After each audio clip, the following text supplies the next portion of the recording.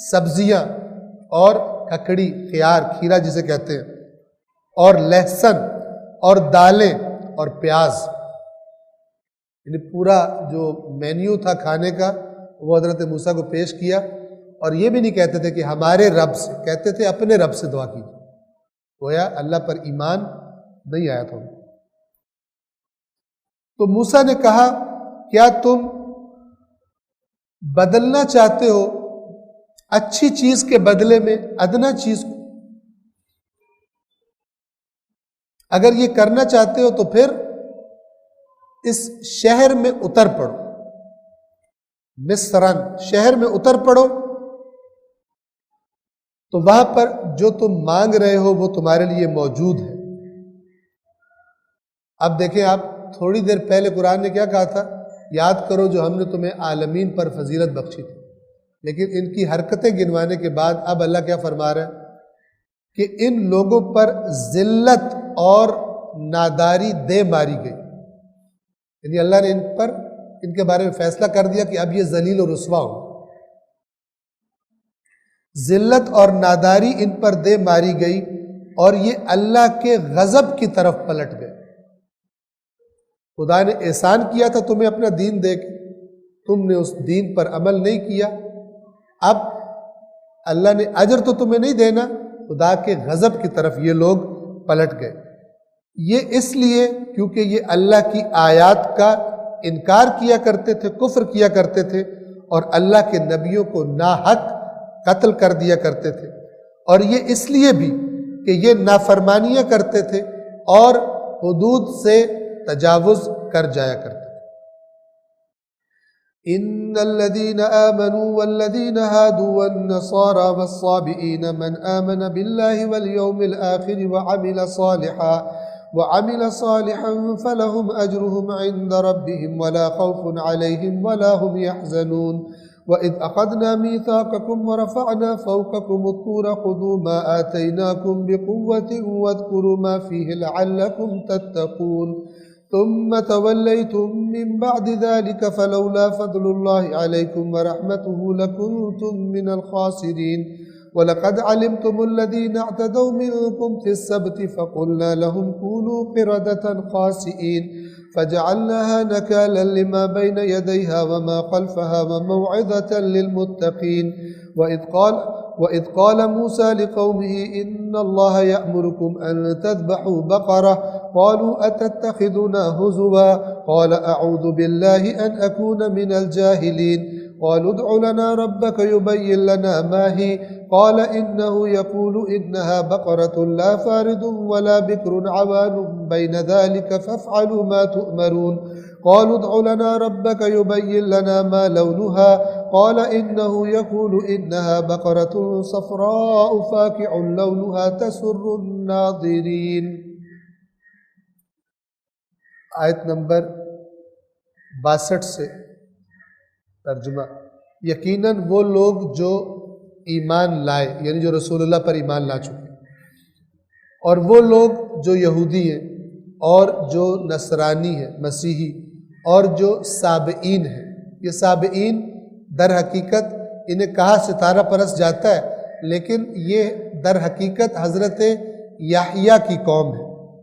لیکن چونکہ یہ لوگ ستاروں کو بہت زیادہ احترام کرتے تھے، جیسے مثال کے طور پہ آپ دیکھیں بعض مذاہب میں بعض جانوروں کو بہت زیادہ قابل احترام بنا لیتے ہیں. ہندوؤں کو آپ دیکھیں مثلا بہت زیادہ گائے کے احترام کر رہے ہوتے ہیں، تو دیکھنے والوں کو لگتا ہے کہ یہ اس کی پوجا کر رہے ہیں، اس کی پوجا کرتے ہیں. تو یہ ستارہ پرست تھے نہیں، لیکن ستاروں پر بہت زیادہ ان کا اعتقاد تھا، بہت زیادہ تقدس ان کو دیتے تھے.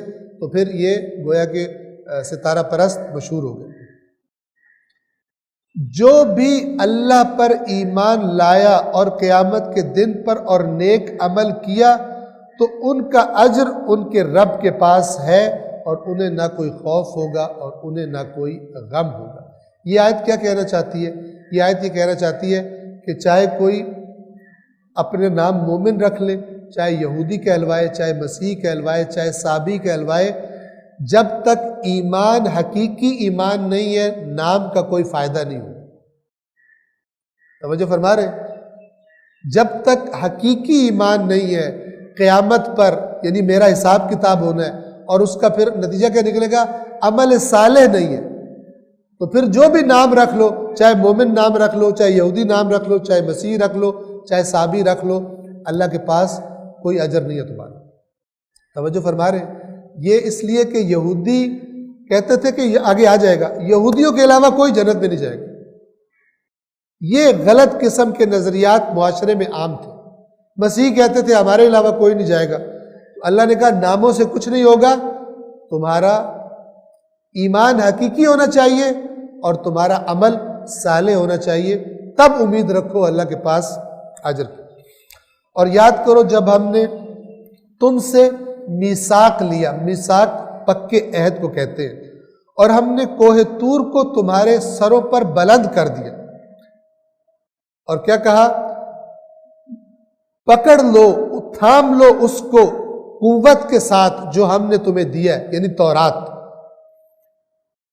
اور جو کچھ اس تورات میں ہے اسے یاد رکھو تاکہ تم بچ سکو۔ اب یہ یہودیوں کو یاد دلایا جا رہا ہے، لیکن قرآن والوں کے لیے بھی یہی پیغام ہے۔ اللہ نے تمہیں قرآن دیا ہے، قرآن کو مضبوطی سے تھام لو، جو قرآن میں باتیں ہیں ان کو یاد رکھو تاکہ قیامت کے دن بچ سکو۔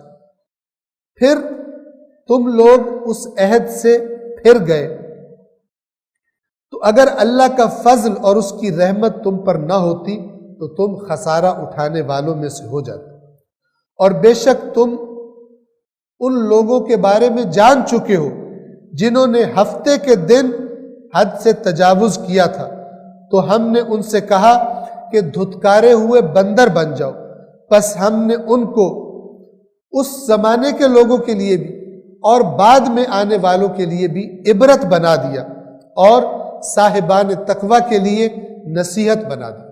یعنی جو مجرم ہیں وہ دیکھ لیں کہ ہم کیا اشر کرتے ہیں، اور جو صاحبان تقوی ہیں ان کو مزید نصیحت ہو جائے کہ اللہ اپنے نافرمانوں کے ساتھ کیا سلوک کرتا ہے۔ یہ ہفتے کے دن کا کیا معاملہ تھا؟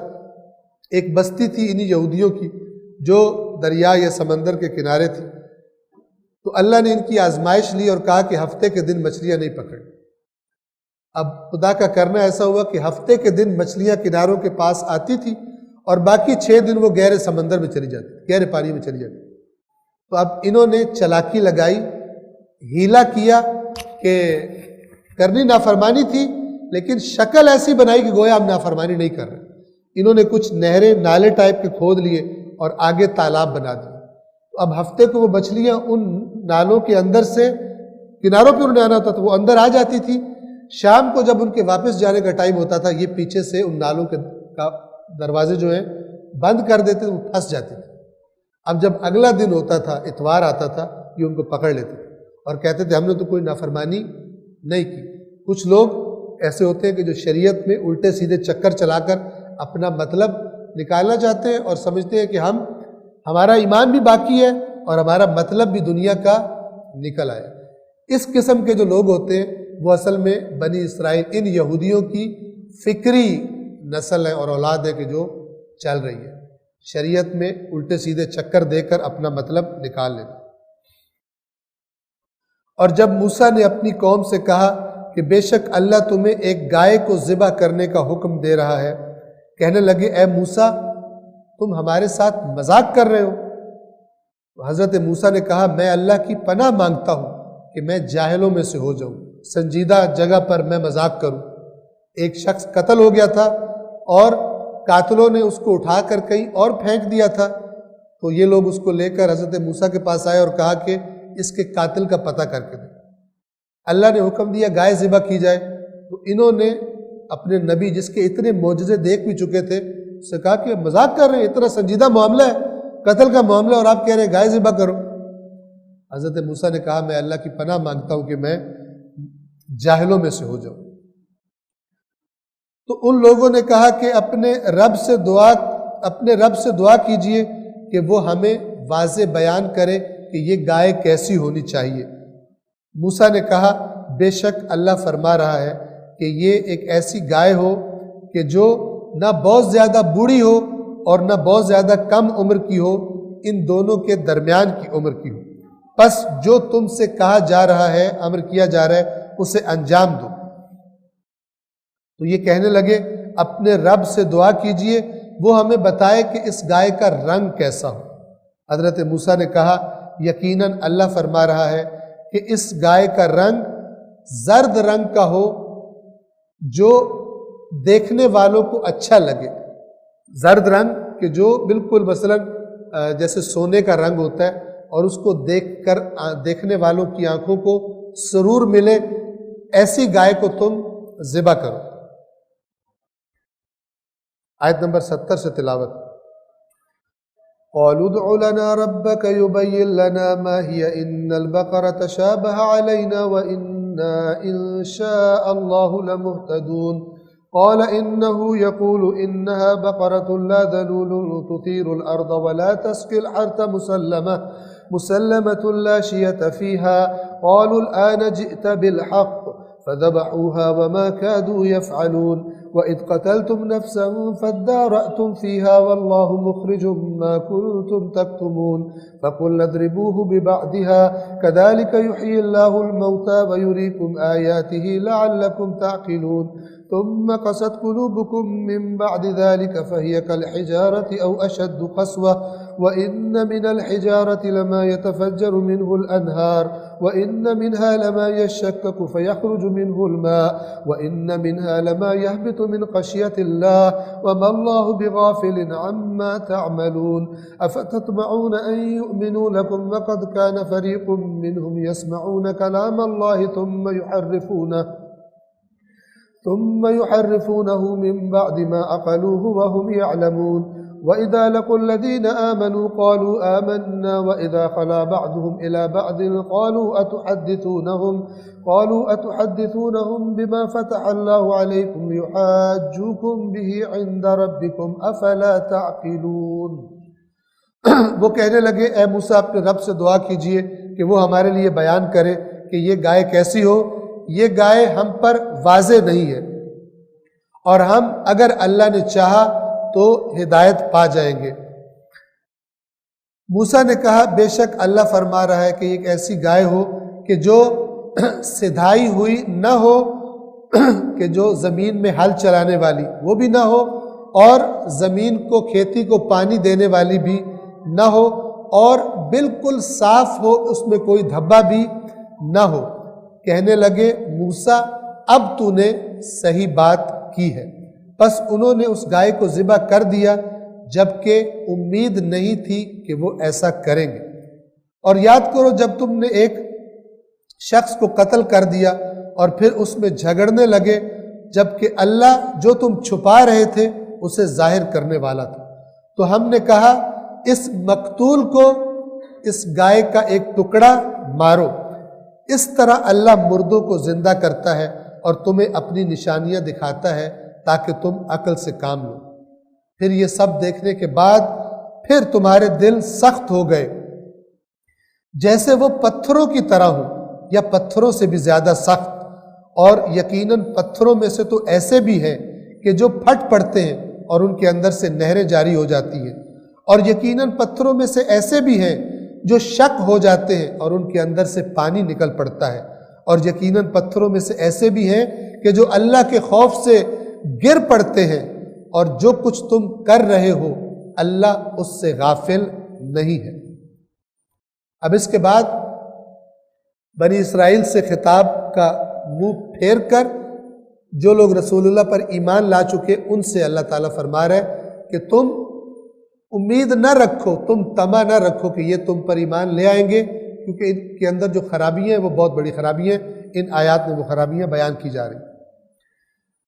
کیا تم طمع رکھتے ہو کہ یہ لوگ تم پر ایمان لے آئیں گے، جبکہ ان میں سے ایک گروہ ایسا تھا کہ جو اللہ کے کلام کو سنتے تھے اور سننے کے بعد سمجھنے کے بعد اللہ کے کلام میں تحریف کر دیتے، اور وہ جانتے بھی تھے۔ جو لوگ اس طرح کی ہو جائے پھر ان سے توقع نہ رکھو کہ وہ ایمان لائیں گے۔ ان سے کہا جائے مثلا قرآن کے اندر یہ لکھا ہوا ہے، یہ قرآن واضح، وہ کوئی نہ کوئی اپنی من گھڑت تعویل کرے۔ اللہ فرما رہا ہے ان سے امید نہ رکھو کہ یہ قرآن پر یہ تم پر ایمان لائیں گے۔ ان کو عادت ہے اپنی کتاب میں تحریف کرنے۔ اور جب یہ ان سے ملتے ہیں جو ایمان لے آئے تو کہتے ہیں ہم بھی ایمان لے آئے، اور جب یہ ایک دوسرے کے ساتھ اکیلے تنہائی میں ہوتے ہیں تو یہ ایک دوسرے سے کیا کہتے ہیں، کیا تم ان کو وہ چیزیں بتا رہے ہو جو اللہ نے تم پر کھول دی ہیں تاکہ وہ اللہ کے تمہارے رب کے سامنے تمہارے ساتھ جھگڑا کرے؟ کیا تمہارے اندر عقل نہیں ہے؟ اب دیکھیں، چونکہ یہ پہلے یہ باتیں کر چکے تھے، رسول اللہ کی نشانیاں بیان کیا کرتے تھے آنے سے پہلے، اب جب کوئی جو رسول اللہ پر ایمان لے آیا وہ ان سے پوچھتا تھا یہ وہی رسول ہے، تو اگر کوئی بتا بیٹھتا تھا کہ ہاں یہ وہی ہے، تو جب یہ آپس میں یہودی ملتے تھے تو کہتے تھے کہ ان کو کیوں وہ باتیں بتا رہے ہو کہ کل قیامت کے دن اللہ کے سامنے تم سے جھگڑا کریں گے، اور کہیں گے ان کو تو پتہ تھا پھر بھی ایمان نہیں لائے۔ اللہ تعالیٰ فرما رہے کہ کیا یہ لوگ عقل نہیں رکھتے؟ اگر ان کو نہیں بتاؤ گے تو کیا اللہ کو بھی نہیں پتہ کہ تمہیں یہ ساری باتیں پتہ ہے اور تم جانتے بوجھتے ہوئے رسول اللہ پر ایمان نہیں لا رہے؟ آیت نمبر 77 سے تلاوت۔ اولا یعلمون ان، ہم تلاوت اب ذرا زیادہ آیات کی کریں گے تاکہ نسبتاً تیزی سے ہم آگے بڑھ سکیں۔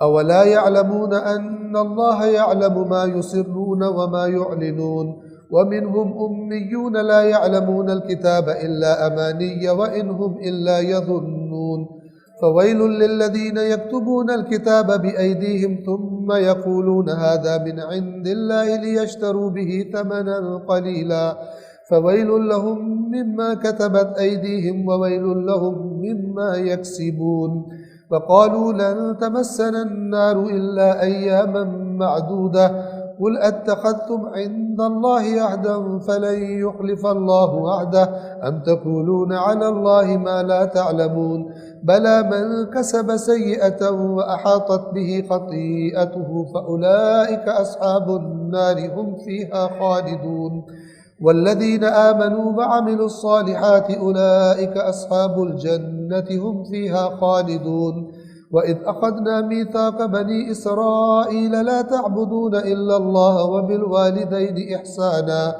وَبِالْوَالِدَيْنِ إِحْسَانًا وَذِي الْقُرْبَى وَالْيَتَامَى وَالْمَسَاكِينِ وَقُولُوا لِلنَّاسِ حُسْنًا وَأَقِيمُوا الصَّلَاةَ وَآتُوا الزَّكَاةَ ثُمَّ تَوَلَّيْتُمْ إِلَّا قَلِيلًا مِّنكُمْ وَأَنْتُمْ مُعْرِضُونَ وَإِذْ أَخَذْنَا مِيثَاقَكُمْ لَا تَسْفِكُونَ دِمَاءَكُمْ وَلَا تُخْرِجُونَ أَنفُسَكُمْ مِنْ دِيَارِكُمْ ثُمَّ أَقْرَرْتُمْ وَأَنْتُمْ تَشْهَدُونَ ثُمَّ أَنْتُمْ هَؤُلَاءِ تَقْتُلُونَ أَنفُسَكُمْ وَتُخْرِجُونَ فَرِيقًا مِنْكُمْ مِنْ دِيَارِهِمْ تظاهرون عليهم بالإثم والعدوان وإن يأتوكم أسارى تفادوهم وهو محرم عليكم إخراجهم أفتؤمنون ببعض الكتاب وتكفرون ببعض فما جزاء من يفعل ذلك منكم إلا خزي في الحياة الدنيا ويوم القيامة يردون إلى أشد العذاب وما الله بغافل عما تعملون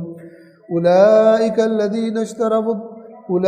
الذين اشتروا الحياة الدنيا بالآخرة فلا يخفف عنهم العذاب ولا هم ينصرون ولقد آتينا موسى الكتاب وقفينا من بعده بالرسل وآتينا عيسى ابن مريم البينات وأيدناه بروح القدس أفكلما جاءكم رسول بما لا تهوى أنفسكم استكبرتم ففريقا كذبتم وفريقا تقتلون وقالوا قلوبنا غلف بل لعنهم الله بكفرهم فقليلا ما يؤمنون۔ آیت نمبر 77 سے ترجمہ۔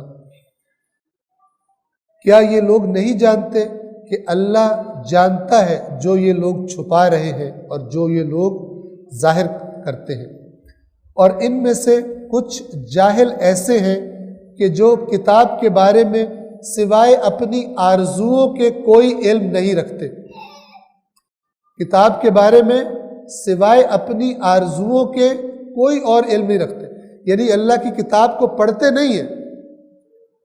کوئی پوچھے کہ کتاب میں کیا ہے تو جو انہوں نے اپنی آرزویں بنائی ہوئی ہیں کہ ہم صرف جنت میں جائیں گے اور ہم اگر جہنم میں گئے بھی تو جلدی واپس آ جائیں گے، یہ آرزویں ان کو پتہ ہے، کتاب کو خود نہیں پڑھتے، خود ان کو کچھ بھی نہیں پتا.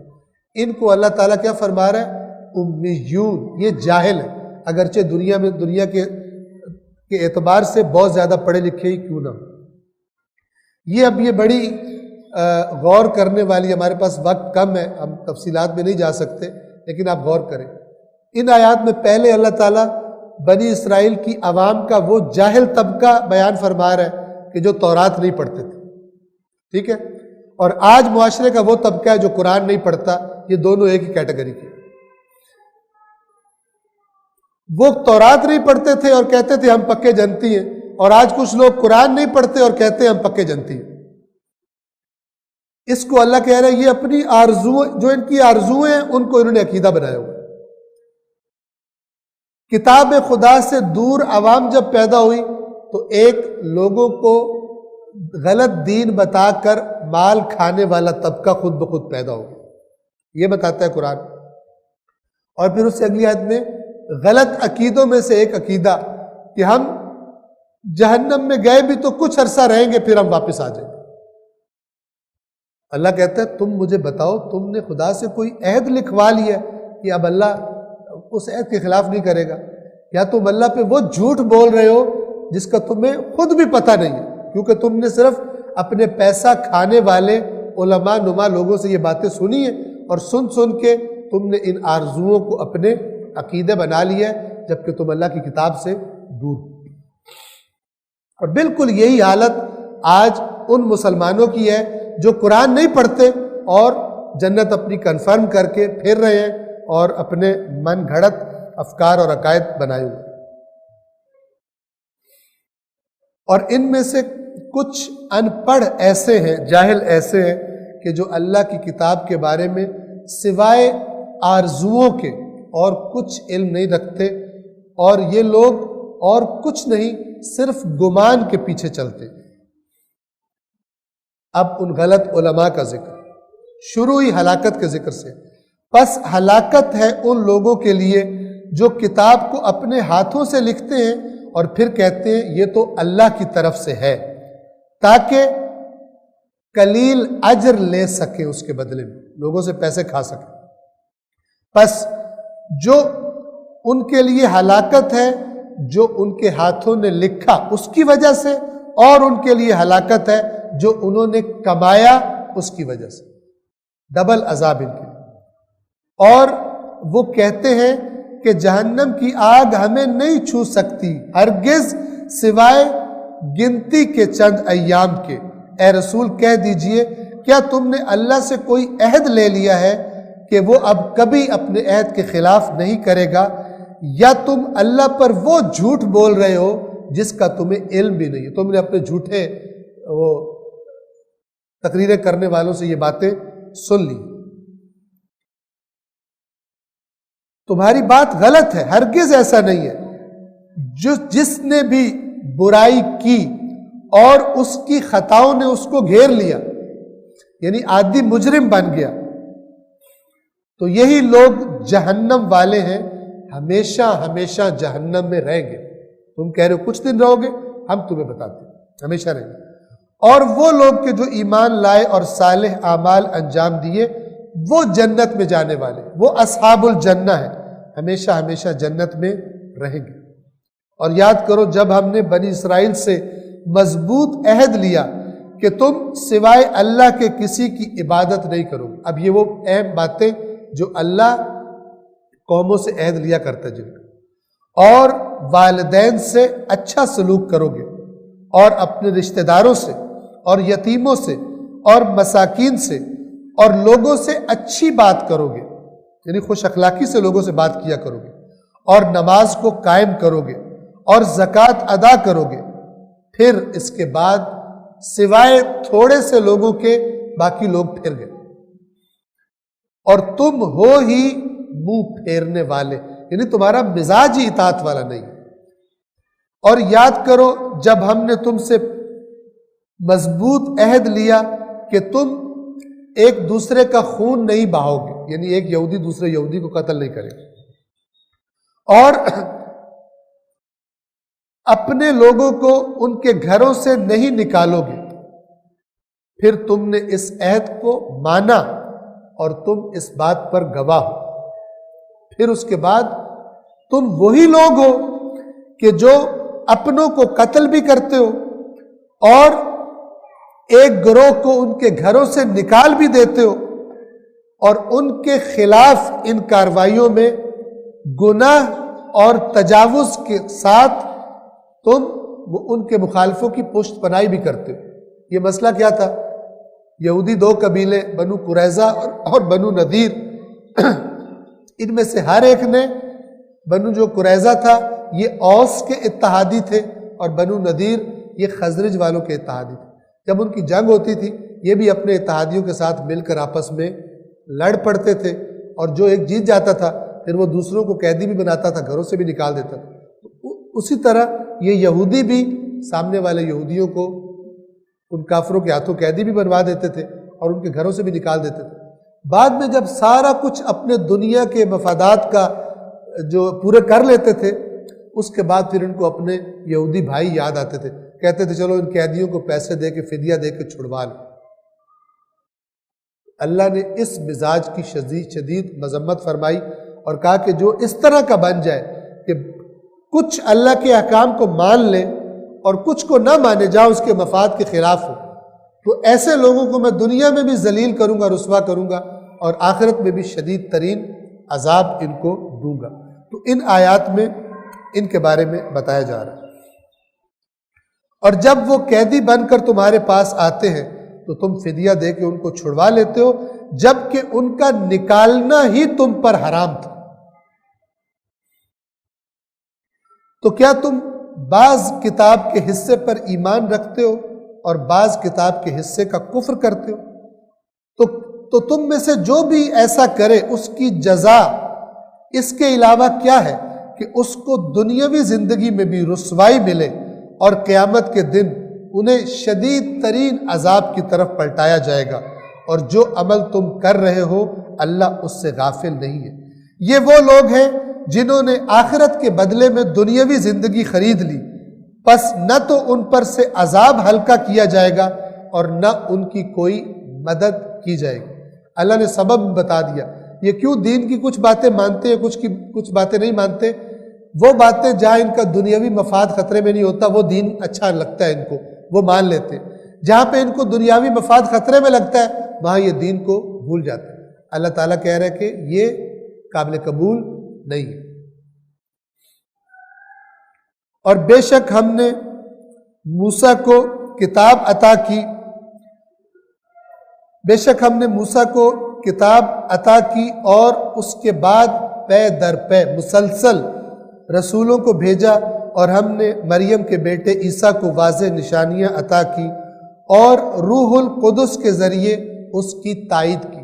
روح القدس یا تو حضرت جبرائیل ہے یا ان سے بھی زیادہ کوئی بزرگوار فرشتہ ہے۔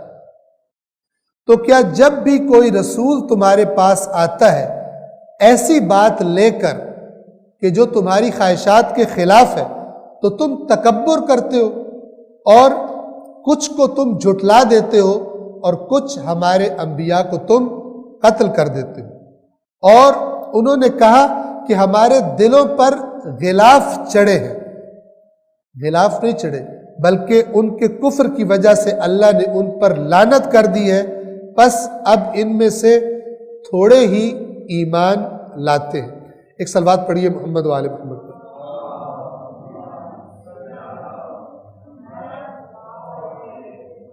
ہمارے پاس وقت چونکہ کم باقی رہ گیا تو تلاوت اب ہم نہیں کریں گے، صرف ترجمہ آپ کی خدمت میں بیان کریں گے تاکہ ہم ایک جز کو اس باقی ماندہ وقت میں تمام کر سکیں۔ صلوات پڑھیے محمد و آل محمد۔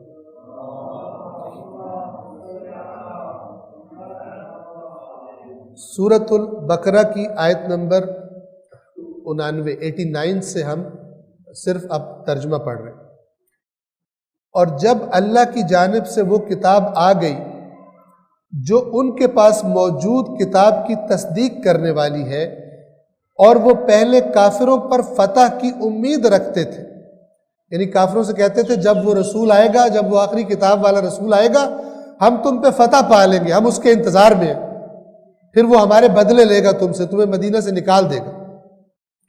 اور وہ اس سے پہلے کافروں پر فتح کی امید رکھتے تھے، پھر جب ان کے پاس وہ آ گیا جسے وہ خوب پہچانتے تھے تو وہ اس کے منکر ہو گئے، بس کافروں پر اللہ کی لعنت ہو۔ کتنی بری ہے وہ چیز جس کے بدلے انہوں نے اپنی جانوں کا سودا کیا کہ صرف اس بات کی ضد میں کہ اللہ کے نازل کیے کا انکار اللہ کے نازل کیے کا انکار کرتے ہیں کہ اللہ اپنے بندوں میں سے جس پر چاہتا ہے اپنا فضل نازل کرتا ہے، پس وہ اللہ کے غضب بالائے غضب میں گرفتار ہوئے اور کافروں کے لیے رسوا کر دینے والا عذاب ہے۔ کیا مرض آیا تھا یہودیوں میں؟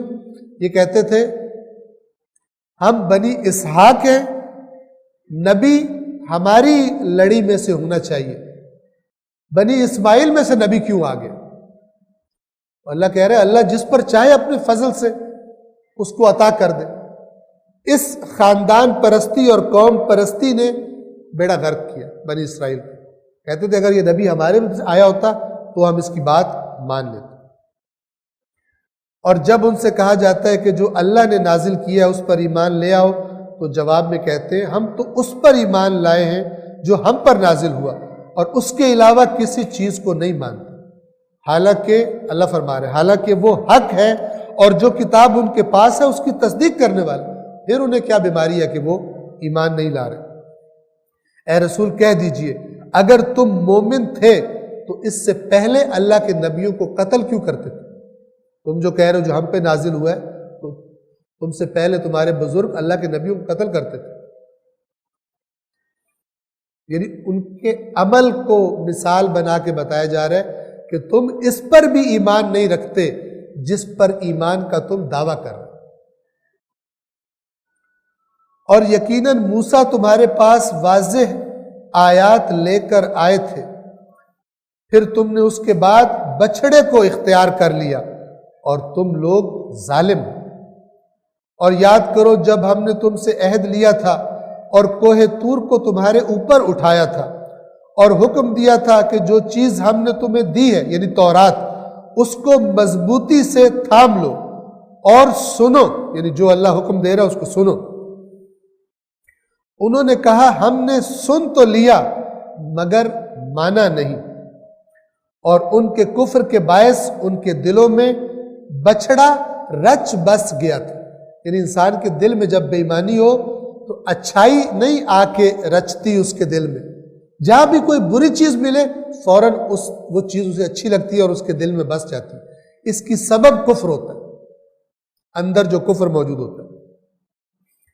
اے رسول کہہ دیجئے اگر تم مومن ہو تو تمہارا ایمان تم سے بہت برے تقاضے کرتا ہے یعنی یہ تمہارا ایمان تم سے کہہ رہا ہے، تمہارے ایمان نے کہا تھا کہ بچڑے کو معبود بنا لو،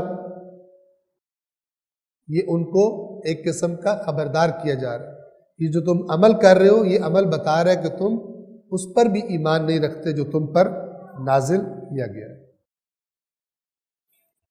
اب ان کا ایک اور عقیدہ جو کہتے تھے کہ جنت صرف ہماری ہے، اس کا قرآن مجید بیان کر کے جواب دیتا ہے۔ اے رسول کہہ دیجئے اگر اللہ کے نزدیک آخرت کا گھر اور لوگوں کی بجائے خالصتاً تمہارے ہی لیے ہے اور تم اس بات میں سچے ہو تو ذرا موت کی تمنا کرو۔ پھر قرآن فرماتا ہے اور یہ لوگ ہرگز موت کی تمنا نہیں کریں گے ان گناہوں کی وجہ سے جو یہ اپنے ہاتھوں سے کر چکے ہیں، اور اللہ ظالموں کو خوب جانتا ہے۔ بد عمل انسان موت سے گھبراتا ہے، یہ قرآن کا فارمولہ ہے۔ اس وقت تک موت انسان کے لیے آسان نہیں ہوتی، اس کو اچھی نہیں لگتی جب تک اس کے اعمال اچھے نہ ہو جائیں۔ لہٰذا یہ یہودی جو کہتے تھے جنت تو صرف ہماری ہے، قرآن کہہ رہا ہے یہ کبھی بھی موت کی تمنا نہیں کرے۔ کیوں؟ اپنی حرکتوں کی وجہ سے، اور قیامت تک ایسا ہی ہے۔ کوئی اپنے آپ کو مسلمان کہے، کوئی شیعہ کہے، کوئی سنی کہے، اگر حرکتیں ٹھیک نہیں ہیں تو جتنا مرضی کہتا رہے جنت ہماری ہے، قرآن کہتا ہے کہ ایسا یہ غلط نظریہ اور غلط عقیدہ ہے۔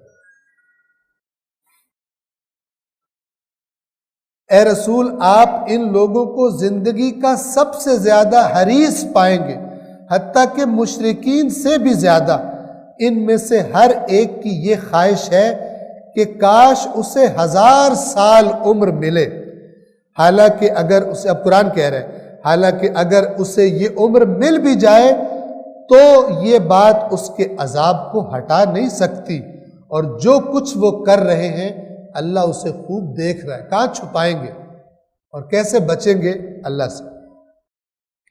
اے رسول آپ کہہ دیجئے جو کوئی جبرائیل کا دشمن ہے وہ یہ جان لے کہ اس نے تو اس قرآن کو اللہ کے حکم سے آپ کے قلب پر نازل کیا ہے، جو یعنی قرآن اس کی تصدیق کرنے والا ہے جو پہلے سے موجود ہے، یعنی تورات و انجیل، اور یہ قرآن ایمان والوں کے لیے ہدایت اور خوشخبری ہے۔ یہ ہوا کیا تھا؟ ایمان نہ لانے کے بہانوں میں سے ایک بہانہ یہ تھا، ایک دفعہ یہودیوں کا گروہ ایک عالم کے ساتھ آیا، اس عالم نے رسول اللہ سے سوال کیے، رسول اللہ نے سب سوالوں کے جواب دے دیے۔ اس نے کہا ایک میرا آخری سوال ہے، اگر اس کا جواب صحیح ملا تو ہم ایمان لے آئیں گے ورنہ ایمان نہیں لائیں گے، اور وہ سوال یہ ہے کہ آپ پر وہی کون سا فرشتہ لے کر آتا ہے؟ اللہ کے نبی نے فرمایا جبرائیل۔ انہوں نے کہا کہ نہیں، جبرائیل جو ہے اس نے ہم پر بڑے عذاب لائے ہیں، ہم جبرائیل والے پیغام کو نہیں مانیں۔ اب آپ اندازہ لگائیں کہ کس قدر بے ایمانی عروج پر۔ اگر اللہ کا فرشتہ ہے جبرائیل تو تمہیں کیا مسئلہ ہے؟ جبرائیل ہو، میکائیل ہو، جو بھی لے کر آئے۔ تو یہاں پر اللہ نے کہا جو جبرائیل کا دشمن ہے وہ جان لے جبرائیل نے تو اللہ کے حکم سے قرآن کو نازل کیا۔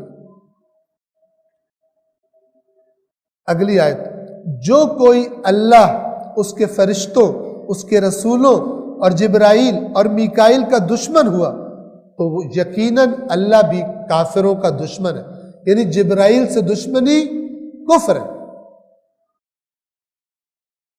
اور پھر قرآن فرماتا ہے کہ اگر انہوں نے ایمان لانا ہو، اے رسول ہم نے بڑی واضح آیات، ہماری آیات بڑی واضح ہیں، جس نے ایمان لانا ہو، لیکن جو فاسق ہے وہ اس پر ایمان نہیں لاتے، وہی اس کا انکار کرتے ہیں۔ اور ہم نے آپ پر واضح آیات نازل کی ہیں، اور ان کا انکار صرف فاسق یعنی بد کردار لوگ ہی کرتے ہیں۔ کیا ایسا نہیں ہے کہ ان لوگوں نے جب بھی کوئی عہد کیا تو ان میں سے ایک گروہ نے اسے اٹھا پھینکا، بلکہ ان میں سے اکثر تو ایمان ہی نہیں رکھتے۔ عہد توڑنا نشانی ہے بے ایمان ہونے کی۔ اور جب اللہ کی جانب سے ان کے پاس ایک ایسا رسول آیا جو ان کے ہاں موجود کتاب کی تصدیق کرتا ہے تو اہل کتاب میں سے ایک گروہ نے اللہ کی کتاب کو پس پشت پھینک دیا، گویا کہ اسے جانتے ہی نہیں تھے۔ ایسے اپنی تورات کی باتوں کو پس پشت پھینکا جیسے جانتے ہی نہیں تھے، حالانکہ اللہ کے رسول کی آمد کی خبر اور نشانیاں موجود تھیں۔ کتاب خدا کو پھینک دیا۔ اور سلیمان کے عہد حکومت میں شیطان جو کچھ پڑھا کرتے تھے یہ یہودی اس کی پیروی کرنے لگ گئے، اللہ کی کتاب کو چھوڑ کر جادو ٹونے اور سحر اور اس کے پیچھے چلنا شروع ہو گیا۔ حالانکہ سلیمان نے کبھی کفر نہیں کیا بلکہ شیاطین کفر کیا کرتے تھے۔ حضرت سلیمان کے دنیا سے جانے کے بعد انہوں نے یہ مشہور کر دیا کہ سلیمان یہ جادو کے زور پر اتنی طاقتور حکومت حاصل کی تھی، تو جادو کا مثلا عام ہو گیا ہر طرف۔ تو اللہ تعالیٰ نے 2 فرشتے بھیجے جو لوگوں کو جادو کا توڑ سکھاتے تھے، لیکن چونکہ جس چیز کا توڑ سکھایا جاتا ہے وہ چیز خود بھی سیکھنے والے کو سمجھ میں آ جاتی ہے۔ تو وہ فرشتے ان سے کہتے تھے کہ ہم تمہاری آزمائش ہے، تم اس جو سیکھ رہے ہو اس سے غلط کام نہ کرنا۔ لیکن ان لوگوں نے کیا کیا، بجائے جادو کا توڑ کرنے کے، صحیح کام کرنے کے، وہ بھی الٹے سیدھے کاموں میں پڑ گئے۔ تو اللہ تعالیٰ یہاں پر فرما رہا ہے کہ سلیمان نے کفر نہیں کیا تھا، جادو کفر ہے، سلیمان نے کفر نہیں کیا تھا، کفر تو شیاطین نے کیا ہوا۔ تو یہ پس منظر ہے اس آیت کا۔ اور سلیمان کے عہد حکومت میں شیاطین جو کچھ پڑھا کرتے تھے یہ یہودی اس کی پیروی کرنے لگ گئے، حالانکہ سلیمان نے کبھی کفر نہیں کیا بلکہ شیاطین کفر کیا کرتے تھے جو لوگوں کو سحر کی تعلیم دیا کرتے تھے۔ اور وہ اس کی بھی پیروی کرنے لگے جو بابل میں 2 فرشتوں ہاروت اور ماروت پر نازل کیا گیا تھا، حالانکہ یہ دونوں کسی کو کچھ نہیں سکھاتے تھے جب تک کہ اسے خبردار نہ کر لیں کہ دیکھو ہم تو صرف آزمائش کے لیے ہیں، کہیں تم کفر اختیار نہ کر لینا، مگر لوگ ان دونوں سے وہ سیکھ لیتے تھے جس سے وہ مرد اور اس کی زوجہ کے درمیان جدائی ڈال دیتے، یعنی بجائے صحیح کام کرنے کے الٹے کام کرنے شروع کر دیں، حالانکہ اللہ کے اذن کے بغیر وہ اس کے ذریعے کسی کو ضرر نقصان نہیں پہنچا سکتے تھے، اور یہ لوگ اس چیز کو سیکھتے تھے جو ان کے لیے نقصان دہ ہو اور فائدہ مند نہ ہو، اور یقیناً انہیں علم ہو چکا تھا کہ جس نے یہ سودا کیا اس کا آخرت میں کوئی حصہ نہیں، جادوگروں کے آخرت میں کوئی حصہ نہیں ہے، قرآن یہ فرما رہا ہے۔ اور کاش وہ جان لیتے کہ انہوں نے اپنے نفسوں کا، اپنی جانوں کا بہت برا سودا کیا ہے۔ پہلے اللہ فرما رہا ہے ان کو پتہ چل گیا تھا کہ جس نے یہ جادو کیا آخرت میں حصہ نہیں ہے، اور یہاں فرما رہا ہے کاش وہ جان لیتے۔ کیا مطلب؟ فرق سمجھیے گا اس نقطے کو۔ جو انسان اپنے علم کے مطابق عمل نہیں کرتا، اللہ کی نظروں میں ایسا ہی ہے گویا کہ یہ علم اس کے پاس ہے ہی نہیں۔ مولا علی کا بھی فرمان ہے، ہر علم قیامت کے دن وبال بن جائے گا سوائے اس علم کے جس پر انسان نے عمل کیا ہوگا، کیونکہ یہ اپنے علم کے خلاف عمل کر رہے تھے، لہٰذا اللہ کہہ رہے کاش تمہیں علم ہوتا، گویا تمہارے پاس علم تھا ہی نہیں۔ اور اگر وہ ایمان لے آتے اور تقوی اختیار کرتے تو اللہ کے پاس اس کا ثواب کہیں بہتر ہوتا، کاش وہ جان لیتے۔ اے ایمان والو، راعنا نہ کہا کرو بلکہ انظرنا کہا کرو، اور رسول کی باتیں توجہ سے سنا کرو، اور کافروں کے لیے تو دردناک عذاب ہے۔ راعنا کا مطلب تھا، عربی کا لفظ تھا کہ ہمارا لحاظ کیجئے، کسی کو کوئی بات اگر سمجھ نہیں آتی تھی رسول اللہ کی تو وہ راعنا کہتا تھا۔ تو جو بیچ میں منافق اور اس قسم کے لوگ تھے اور یہودی، انہوں نے راعینا کہنا شروع کر دیا جس کا برا مطلب بنتا تھا، یا اگر عربی میں لیا جائے تو ہمارا چرواہا، اور اگر عبری زبان میں لیا جائے تو اس کا غلط مطلب بنتا تھا۔ تو اللہ تعالیٰ نے مومنوں کو منع کر دیا کہ اب اس چیز کو چھوڑ دو جس سے دشمن غلط استفادہ کر رہا ہے، تم دوسرا لفظ استعمال کرو۔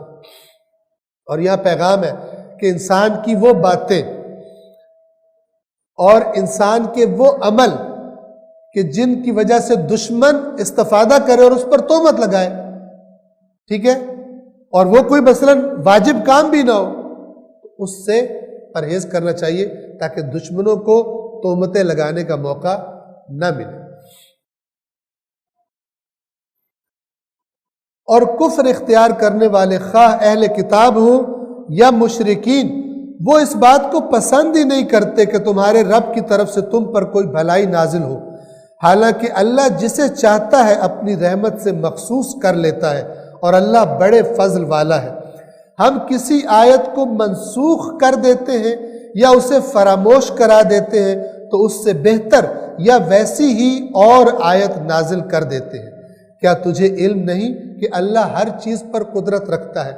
اب یہ زمینہ سازی شروع ہو رہی ہے یہاں سے قبلے کی تبدیلی کی۔ قبلہ کی تبدیلی یعنی ایک حکم منسوخ ہونے جا رہا ہے، تو اب مسلمانوں سے کہا جا رہا ہے کہ اس پہ تعجب نہ کرنا۔ ہم جب ایک حکم دیتے ہیں ایک خاص مدت کے لیے وہ مصلحت ہوتا ہے، اس کے بعد ہم اسے منسوخ کر کے یا اس جیسا یا اس سے بہتر حکم دے دیتے ہیں، کیونکہ یہودیوں نے پروپیگنڈا کرنا تھا۔ اللہ تعالیٰ پہلے سے ہی اس نئے حکم کے لیے مومنوں کو تیار فرما رہا ہے۔ کیا تو نہیں جانتا کہ جو کچھ آسمانوں اور زمین میں ہے سب کی سلطنت اللہ ہی کے لیے ہے، اور اللہ کے سوا تمہارا کوئی کارساز اور مددگار نہیں ہے۔ کیا تم لوگ اپنے رسول سے ایسے ہی سوال کرنا چاہتے ہو جیسا اس سے قبل موسیٰ سے کیا گیا؟ جیسے بنی اسرائیل موسیٰ سے نئے نئے مطالبے کرتے تھے، ہم نے اللہ کو دیکھنا ہے، ہمیں یہ چیزیں منگا کے دو، اللہ یہ نازل کرے یہ نازل کرے، مومنوں سے کہا جا رہا ہے یہ یہودی والا مزاج تم نہ اپنا لینا، تم اپنے رسول کو اس طرح تنگ مت کرنا جس طرح بنی اسرائیل نے اپنے انبیاء کو تنگ کیا تھا۔ اور جو بھی ایمان کو کفر سے بدل دے تو وہ یقیناً سیدھے راستے سے بھٹک جاتا ہے۔ یعنی نبیوں سے اس قسم کے بہانے کرنا اور مطالبے کرنا یہ کفر ہے۔ ایمان تمہیں ملا ہے، ایسی حرکتوں سے اسے کفر میں تبدیل نہ کرو۔ اب یہ مسلمانوں کو یہودیوں کی چالوں سے خبردار کیا جا رہا ہے کہ یہ یہودی خود تو بے ایمان ہے، ایمان نہیں لائے، یہ تمہیں بھی خراب کرنا چاہتے ہیں، لہٰذا ان کو تم نے شک کی نگاہ سے دیکھنا ہے، ان سے ہوشیار رہنا ہے۔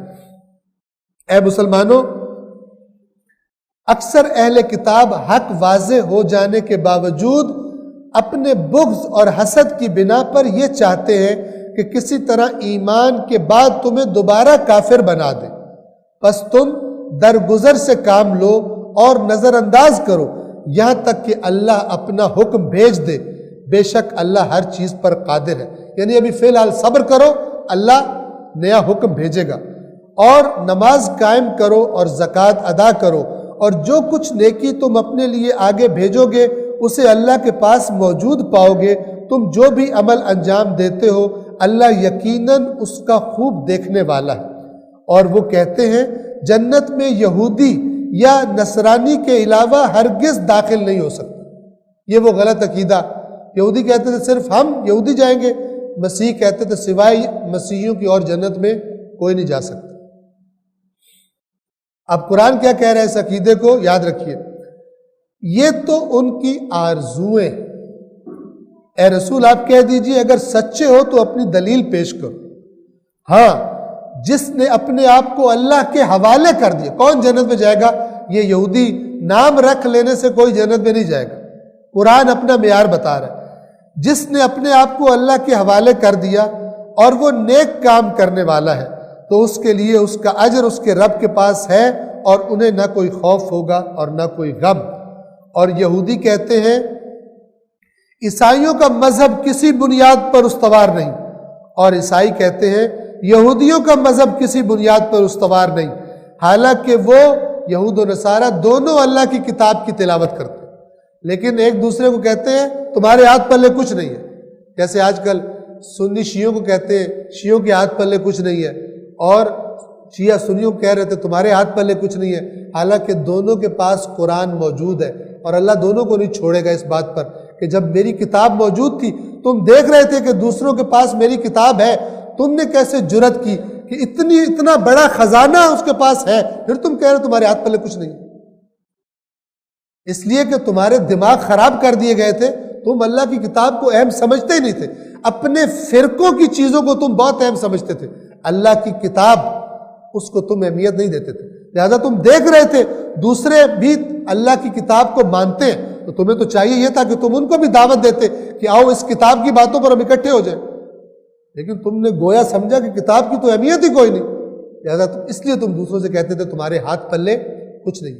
یہ قرآن کی ساری آیات یہودیوں کی خرابیاں، یہ سب کی سب عبرتیں ہمارے لیے، اور آج آپ مسلمان معاشرے میں ان کو موجود دیکھتے ہیں، حالانکہ وہ کتاب خدا کی تلاوت کرتے ہیں۔ اس طرح کی بات جاہلوں نے بھی کہی، جاہل بھی کہا کرتے تھے مکے کے مشرک کہ ان کے ہاتھ پلے کچھ نہیں ہے، ان کے پاس تو پھر کتاب ہے، تمہارے پاس تو کچھ بھی نہیں۔ لیکن ہر انسان اپنے آپ میں بہت کچھ ہوتا ہے، پس اللہ قیامت کے دن ان کے درمیان اس معاملے میں فیصلہ کرے گا جس میں یہ اختلاف کرتے تھے۔ اور اس سے بڑھ کر ظالم کون ہوگا جو اللہ کی مساجد میں اس کا نام لینے سے روکے؟ کہ مشرکین مکہ مسجد الحرام سے مسلمانوں کو روکتے تھے۔ اس سے بڑھ کر ظالم کون ہوگا جو اللہ کی مساجد میں اس کا نام لینے سے روکے اور ان کی ویرانی کی کوشش کرے؟ ان لوگوں کو مساجد میں داخل ہونے کا حق نہیں مگر خوف کے ساتھ، ان کے لیے دنیا میں بھی رسوائی اور آخرت میں عذاب عظیم ہے۔ اور مشرق ہو یا مغرب دونوں اللہ ہی کے ہیں، پس جدھر بھی رخ کرو ادھر اللہ کی ذات ہے، بے شک اللہ سب چیزوں کا احاطہ رکھنے والا بڑا علم والا ہے۔ اور وہ کہتے ہیں اللہ نے کسی کو بیٹا بنا لیا ہے، پاک ہے وہ ذات ایسی باتوں سے، بلکہ جو کچھ آسمانوں اور زمین میں ہے وہ سب اسی کی ملکیت ہے، سب اس کے تابع فرمان ہے۔ اور وہ آسمانوں اور زمین کا پہلی مرتبہ ایجاد کرنے والا ہے، اس سے پہلے ایسی کوئی چیز نہیں تھی۔ جب وہ کسی امر کا فیصلہ کر لیتا ہے تو اس سے کہتا ہے ہو جا، بس وہ ہو جاتا ہے۔ اور علم نہ رکھنے والے لوگ کہتے ہیں اللہ ہم سے کلام کیوں نہیں کرتا، یا ہمارے پاس کوئی نشانی کیوں نہیں آتی؟ ان سے پہلے لوگوں نے بھی اس طرح کی بات کی تھی، ان کے دل ایک جیسے، یعنی زمانوں سے فرق نہیں پڑتا، ان کے مزاج دیکھو، جیسا مزاج ہے ویسی ہی قوم کے یہ حصہ ہے۔ ان سے پہلے لوگ بھی اسی طرح کی بات کر چکے ہیں، ان کے دل ایک دوسرے سے شباہت رکھتے ہیں، ایک جیسے ہیں۔ ہم نے تو اہل یقین کے لیے کھول کر اپنی آیات کو بیان کر دیا ہے۔ بے شک اے رسول ہم نے آپ کو حق کے ساتھ خوشخبری دینے والا اور خبردار کرنے والا بنا کر بھیجا ہے، اور آپ سے اہل دوزخ کے بارے میں کوئی پرسش سوال نہیں کیا جائے گا۔ اور اے رسول آپ سے یہود و نصارہ اس وقت تک ہرگز خوش نہیں ہوں گے جب تک آپ ان کے مذہب کے پیروکار نہ بن جائیں۔ کہہ دیجئے یقیناً اللہ کی ہدایت ہی اصل ہدایت ہے، اور اس علم کے بعد جو اے رسول آپ کے پاس آ چکا ہے، اگر آپ نے ان کی خواہشات کی پیروی کی تو آپ کے لیے اللہ کی طرف سے نہ کوئی کارساز ہوگا اور نہ مددگار۔ یعنی خدا کا قانون جب تمہارے پاس آ گیا ہے، اب تمہیں حق نہیں ہے کہ یہودیوں اور عیسائیوں کے بتائے ہوئے نظریات پر چلو۔ اگر کرو گے اب اللہ کے سامنے نہ تمہارا کوئی کارساز ہوگا اور نہ تمہارا کوئی مددگار ہوگا۔ یہ قرآن کا اعلان ہے ان سب کے لیے جو اپنے دین کو چھوڑ کر، قرآن کو چھوڑ کر مغربی نظریات پر آج جان دے کر بیٹھے ہوئے، ان سے محبت کر کے بیٹھے ہوئے۔ جنہیں ہم نے کتاب عنایت کی ہے وہ اس طرح تلاوت کرتے ہیں جیسے تلاوت کرنے کا حق ہے، یہی لوگ اس پر ایمان رکھتے ہیں، اور جو اس سے کفر اختیار کرے گا وہی گھاٹے میں ہے۔ یاد رکھیے اللہ کیا فرما رہے ہیں، جن کو ہم نے کتاب دی ہے ہماری نظروں میں سب اس پر ایمان نہیں رکھتے، وہ ایمان رکھتے ہیں جو اس طرح تلاوت کرتے ہیں جس طرح تلاوت کرنے کا حق ہے۔ اے بنی اسرائیل میری وہ نعمت یاد کرو جو میں نے تمہیں عطا کی، اور یہ کہ میں نے تمہیں اہل عالم پر فضیلت دی، اور اس روز سے ڈرو جس دن کوئی کسی کے کچھ کام نہ آئے گا، نہ اس سے معاوضہ قبول کیا جائے گا، نہ شفاعت اسے فائدہ پہنچا سکے گی، نہ ہی کوئی ان کی مدد کی جائے گی۔ اور وہ وقت یاد کرو جب ابراہیم کو ان کے رب نے چند کلمات سے آزمایا اور انہوں نے انہیں پورا کر دکھایا تو ارشاد ہوا میں تمہیں لوگوں کا امام بنانے والا ہوں۔ انہوں نے فرمایا اور میری اولاد میں سے بھی، ارشاد ہوا میرا یہ عہد یعنی یہ میرا امامت کا عہدہ یہ ظالموں کو نہیں پہنچے گا۔ اور وہ وقت یاد کرو جب ہم نے خانہ کعبہ کو مرجع خلائق یعنی لوگوں کے آنے کی جگہ اور مقام امن قرار دیا، اور حکم دیا کہ مقام ابراہیم کو مصلی یعنی نماز پڑھنے کی جگہ قرار دو، اور ہم نے ابراہیم اور اسماعیل پر ذمہ داری عائد کی کہ تم دونوں میرے گھر کو طواف، اعتکاف اور رکوع سجدہ کرنے والوں کے لیے پاک کرو۔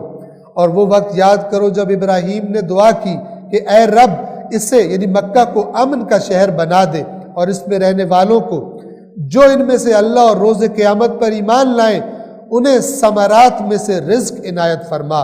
اللہ نے فرمایا ان میں سے جو کفر اختیار کریں گے انہیں بھی کچھ دن لذتوں سے بہرہ مند ہونے کی مہلت دوں گا، پھر اس کے بعد انہیں جہنم کے عذاب کی طرف دھکیل دوں گا، اور وہ بدترین ٹھکانہ ہے۔ اور وہ وقت یاد کرو جب ابراہیم و اسماعیل اس گھر کی بنیادیں اٹھا رہے تھے یعنی بیت اللہ کی تعمیر کر رہے تھے، اور دعا کر رہے تھے کہ اے ہمارے رب ہم سے یہ عمل قبول فرما، یقیناً تو خوب سننے والا جاننے والا ہے۔ اے ہمارے رب ہم دونوں کو مسلمین، مسلم یعنی اپنا مطیع اور فرما بردار بنا، اور ہماری ذریت یعنی اولاد میں سے اپنی ایک فرما بردار امت پیدا فرما، اور ہمیں ہماری عبادت کی حقیقت سے آگاہ فرما، اور ہماری توبہ کو قبول فرما، یقیناً تو بڑا توبہ قبول کرنے والا رحم کرنے والا ہے۔ اے ہمارے رب، ان میں سے ایک رسول انہی میں سے مبعوث فرما۔ رسول اللہ فرمایا کرتے تھے میں ابراہیم کی دعا ہوں، یہ وہ دعا ہے۔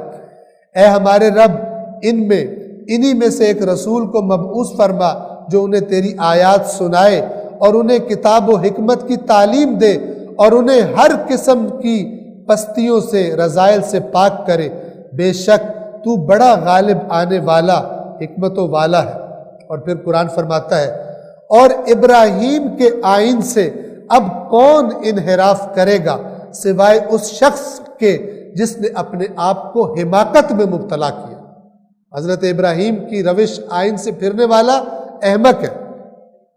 ابراہیم کو تو ہم نے دنیا میں برگزیدہ بنایا اور آخرت میں ان کا شمار صالحین میں ہوگا۔